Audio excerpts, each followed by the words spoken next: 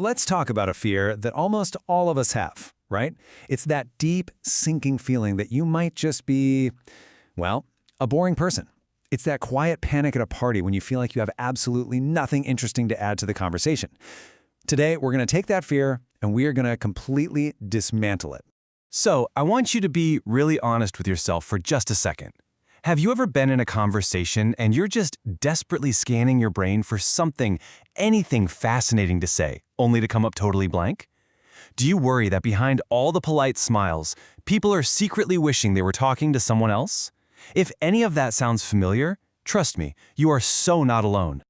You know, it's been called a haunting social fear. It's kind of like this ghost that follows us around, to meetings, on dates, even to family dinners. But what if I told you that this entire fear is based on a massive misunderstanding of what it even means to be an interesting person?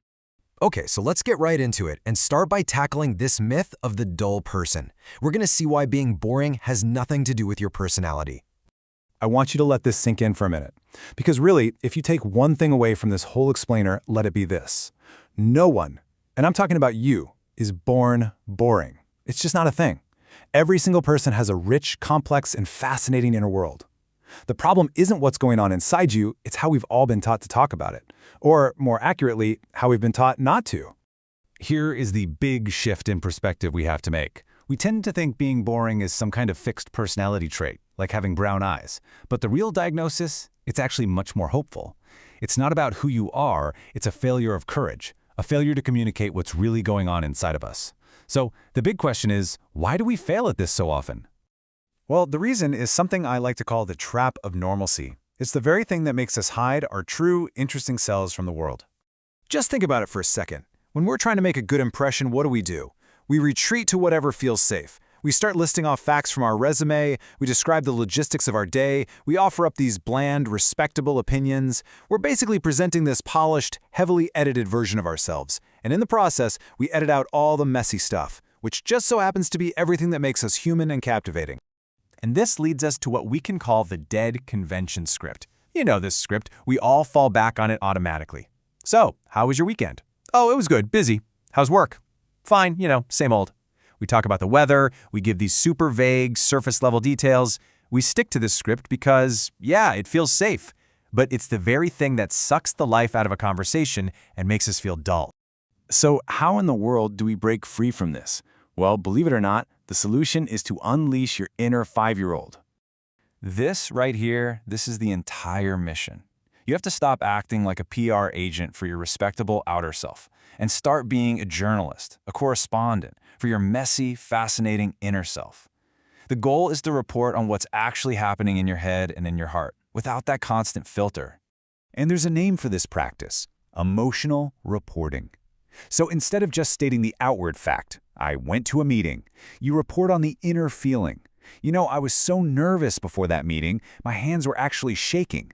It's about sharing the regrets, the anxieties, the secret hopes, those tiny little moments of joy or euphoria that make up the real texture of our lives. So why a 5-year-old? Come on, think about it. A 5-year-old hasn't learned how to be respectable yet. They have no filter. They'll tell you they're sad because their imaginary friend is mad at them. They'll tell you they're super happy because the sun made a warm spot on the carpet. They are these uncensored reporters of their emotional state. And that is exactly why they are so often completely captivating. Okay, so here's how you actually do it. It's just 3 simple steps. First, just take a second to identify the core feeling you're experiencing.